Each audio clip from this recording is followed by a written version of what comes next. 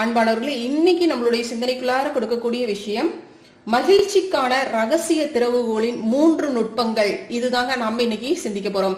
இந்த சிந்தனை ஓஷோவினுடைய சிந்தனை துளிகள் இருந்து தாங்க எடுத்து நம்ம சிந்திக்க போறோம். ஓஷோ மகிழ்ச்சி வேறு இன்பம் வேறு அப்படின்னு சொல்லுவாங்க.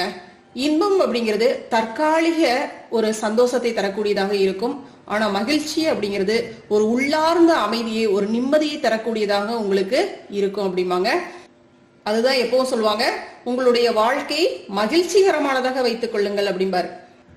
இப்ப நம்ம மகிழ்ச்சியாக இருப்பதற்கு எந்த மாதிரியான வழிகளை நம்ம பின்பற்றும் போது நம்மளுக்கு இது எளிமையாக கிட்டும் அப்படிங்கிறார் பாருங்க. தன்னை தெரிந்து கொள்வது அப்படிங்கிறது ரொம்ப எளிமையான விஷயம்தான். அது ஒன்றும் அவ்வளவு கடினமான விஷயம்லாம் கிடையாது. அது கடினமா இருக்கவே முடியாது அப்படிங்கிறார். நீங்கள் கற்றுக்கொண்ட சிலவற்றை மறக்கணும். நீங்க யார் என்பதை தெரிந்து கொள்ள நீங்க எதையுமே படிக்கணும்னு அவசியம் இல்லை. நீங்க சிலவற்றை மறக்கணும், அவ்வளவுதான்ப்பா அப்படிங்கிற. ஏற்கனவே நம்மளுக்கு அந்த விஷய ஞானங்கள்லாம் இருக்கும் பாத்தீங்களா, அந்த விஷய ஞானங்களை எல்லாம் விட்டுருங்க. உங்களை நீங்க யாருன்னு தெரிஞ்சுக்குங்க, அது போதும் நீங்க மகிழ்ச்சியா இருக்கிறதுக்கு அப்படிங்கிறாங்க. இதுக்கு ஒரு 3 விஷயத்த சொல்றாங்க. முதல்ல பொருட்கள் மீது இருக்கக்கூடிய அக்கறையை துறந்துருங்க.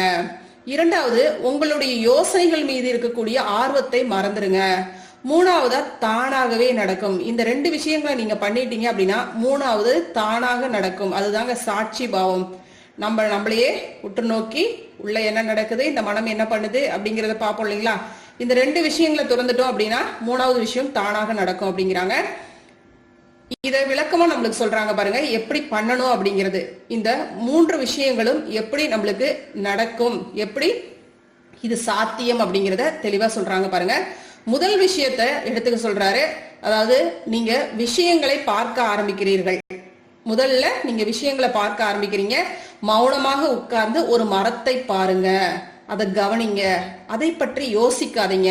அது எந்த மாதிரி மரம் அப்படின்லாம் கேட்காதீங்க. அது அழகா இருக்கா இல்லையா அப்படின்லாம் சொல்லாதீங்க. அது பச்சையா இருக்கா இல்ல காஞ்சு போச்சா, எதுவுமே உங்களுடைய யோசனைக்கு வேண்டாம். அதை பற்றிய எந்த யோசனைகளுமே வேண்டாம் அப்படிங்கிறாங்க. அப்படியே அந்த மரத்தை பார்த்து கொண்டே இருங்க.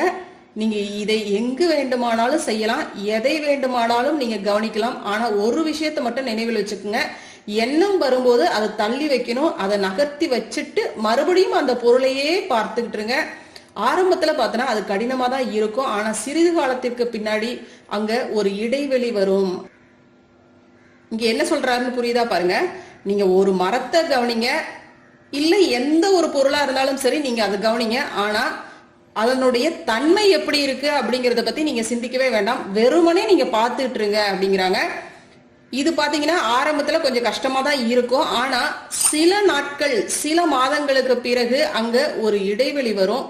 அப்ப பாத்தீங்கன்னா எந்த மாதிரியான யோசனையுமே உங்களுக்கு இருக்காது.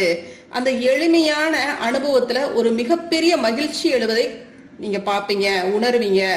எதுவுமே நடக்கவில்லை, யோசனைகள் அங்க இல்ல, மரம் அங்க இருக்கு, நீங்க அங்க இருக்கிறீங்க. உங்கள் இருவருக்கும் இடையே ஒரு வெற்றிடம் தான் இருக்கு. அந்த வெற்றிடத்துல எந்த யோசனைகளுமே இல்ல, கண்ணுக்கு தெரியாத எந்த காரணமுமே இல்லாம திடீர்னு பாத்தீங்கன்னா ஒரு மிகப்பெரிய மகிழ்ச்சி அந்த இடத்துல இருக்கும். இதுதாங்க முதல் ரகசியம். இதை நீங்க தெரிஞ்சுக்கிட்டீங்க. இப்ப இந்த ஒரு விஷயத்த நீங்க முழுமையா உணர்ந்துட்டீங்க அப்படின்னா இந்த ஒரு ரகசியம் உங்களுக்கு தெளிவாக புலப்பட்டுருச்சு அப்படிங்கிறாரு. இந்த ஒரு விஷயத்த ஃபாலோ பண்ணி இன்னும் கொஞ்சம் நுட்பமான முறையில நீங்க இன்னும் உள்ள போங்க. அதாவது நம்மளை சுற்றி நிறைய பொருட்கள் இருக்கு.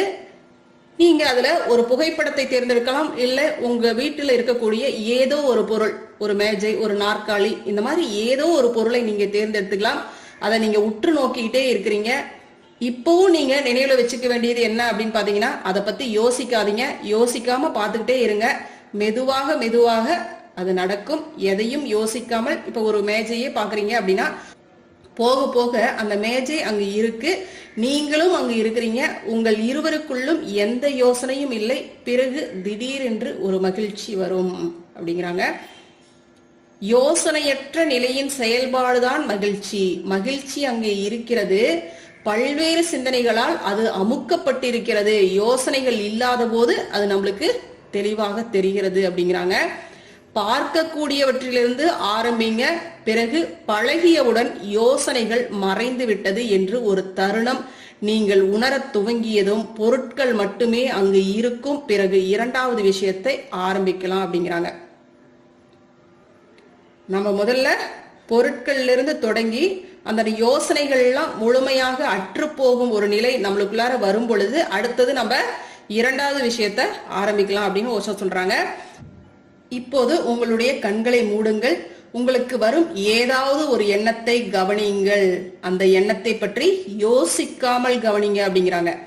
இப்ப உங்களுக்கு எடுத்துக்காட்ட ஒரு வீடு வாங்கலாம் அப்படிங்கிற ஒரு எண்ணம் வருது அப்படின்னா அந்த எண்ணத்தை மட்டும் கவனிங்க. அதனோடு முடிச்சு போட்டு அதுக்கப்புறம் பணம் அது இதுன்ட்டு என்ன பண்றது எது பண்றது அப்படின்ற அந்த தொடர் முடிச்சுகள் வேண்டாம் அப்படிங்கிறாங்க.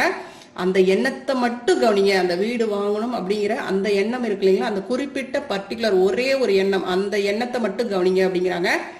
உங்களுடைய மனத்திரையில நீங்க அப்படி கவனிச்சுட்டு வரும் பொழுது ஏதாவது ஒரு முகம் வரும், அல்லது ஒரு மேகம் நகரும், அல்லது ஏதாவது அதை ஒட்டி ஒரு விஷயம், ஒரு காட்சி உங்களுக்கு பிம்பமாக வரும். அதை எந்த சிந்தனையுமே இல்லாம அப்படியே பாருங்க அப்படிங்கிறாங்க. முதலாவது விஷயத்தை விட இது கொஞ்சம் கஷ்டமா தான் இருக்கும். காரணம், பொருட்கள் மொத்தமா இருக்கு, சிந்தனைகள் நுட்பமாக இருக்கு. ஆனா முதலாவது நடந்து விட்டால் இரண்டாவதும் நடக்கும். அவகாசம் மட்டும்தான் கொஞ்சம் தேவையா இருக்கு. அந்த எண்ணங்களை பார்த்துக்கிட்டே இருங்க. சிறிது நேரம் கழித்து அது நடக்கும். என்ன நடக்குங்கிறாருங்க, அந்த மாதிரி ஒரு காட்சி உங்களுக்கு நடக்கும். சில வாரங்களுக்குள்ளாக அல்லது சில மாதங்கள்ல இல்ல சில வருடங்கள் கூட எடுக்கலாம்.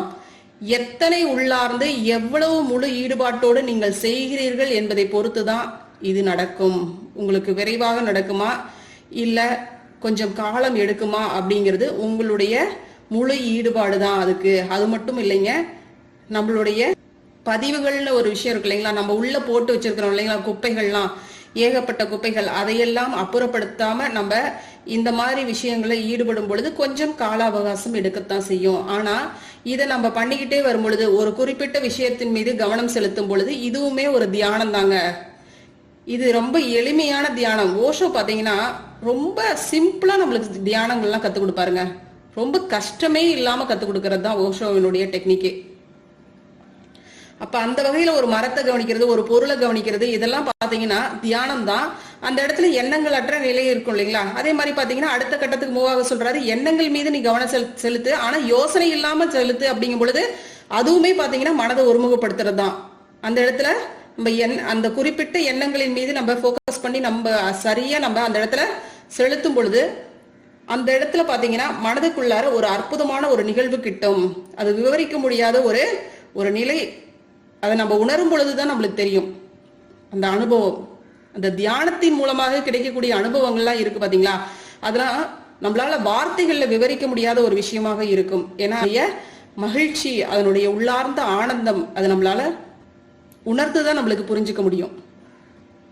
அதுக்கு அடுத்து சொல்றாரு பாருங்க, இதை முழு ஈடுபாட்டோட எப்படி செய்யறீங்களோ அதை பொறுத்துதான் உங்களுக்கு அமையும். பிறகு பாத்தீங்களா, ஒரு நாள் திடீர்னு சிந்தனைகள் அங்கே இல்லை, நீங்கள் தனியாக இருக்கிறீர்கள். முதல் தடவை அடைந்த மகிழ்ச்சியில் அந்த மரம் இருந்தது. எண்ணங்கள் மறையும் போது அடையும் சந்தோஷம் அந்த முதல் சந்தோஷத்தை விட 1000 மடங்கு அதிகமானதாக இருக்கும். 1000 மடங்கு அது ஆழமாக இருக்கும். நீங்க அந்த மகிழ்ச்சியில் மூழ்கி போவீர்கள் அப்படிங்கிறாருங்க. இதுதாங்க இரண்டாவது கட்டம் அப்படிங்கிறாரு. இது நடக்க ஆரம்பிச்ச உடனேயே பாத்தீங்கன்னா மூன்றாவதை செய்யுங்க. கவனிப்பவரை கவனிங்க. இப்போது எந்த பொருளுமே இல்ல, பொருட்களை விட்டுவிட வேண்டும், சிந்தனைகளையும் விட்டுவிட வேண்டும். இப்போது நீங்க தனியா இருக்கிறீங்க. இப்ப அப்படியே அந்த கவனிப்பவரை கவனிங்க. பார்க்கும் செயலுக்கு ஒரு சாட்சியாக இருங்க. ஆரம்பத்துல மறுபடியும் கடினமா தான் இருக்கும்.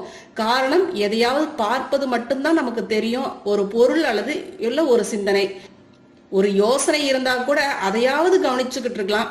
இப்ப எதுவுமே இல்லையே, முழுமையான வெறுமை. அப்ப யார் இருக்காங்க அந்த இடத்துல? கவனிப்பவர் மட்டும்தான் இருக்கிறாங்க. நீங்க உங்க பக்கமா திரும்பணும். இதுதான் முக்கியமான ரகசிய திறவுகோள் அப்படிங்கிறாங்க. நீங்க அப்படியே அங்கேயே தனியாக இருக்கிறீங்க. அந்த தனிமையில ஓய்விடுங்க. இது நடக்கும் ஒரு தருணம் வரும், அது நடந்துதான் ஆக வேண்டும் அப்படிங்கிறார். முதல் 2 நடந்து விட்டால் 3வது நடந்தேதான் ஆக வேண்டும். அதை பற்றி நீங்கள் கவலைப்படவே வேண்டாம் அப்படிங்கிறாங்க. இந்த 3வது விஷயம் நடந்துருச்சு அப்படின்னா முதல் முறையாக உங்களுக்கு மகிழ்ச்சி அப்படின்னா என்ன அப்படிங்கிறது புரிய வரும். அது ஏதோ உங்களுக்கு நடப்பதல்ல, அதனால் அதை அழித்து விட முடியாது. நீங்கள் உங்களுடைய உண்மையான இருத்தல்ல இருக்கிறீங்க, அதுதான் உங்களுடைய அடிப்படை இருத்தல் அப்படிங்கிறார். இப்போது அதை பறித்து கொண்டு விட முடியாது, இப்போது அதை இழக்க வழியே இல்லை. நீங்கள் உங்கள் வீட்டிற்கு வந்து விட்டீர்கள். உங்கள் வீட்டிற்கு அப்படின்னா என்னதுங்க, உங்கள் ஆன்மாவினுடைய புரிதலுக்கு நீங்க வந்துட்டீங்க அப்படிங்கிறாங்க.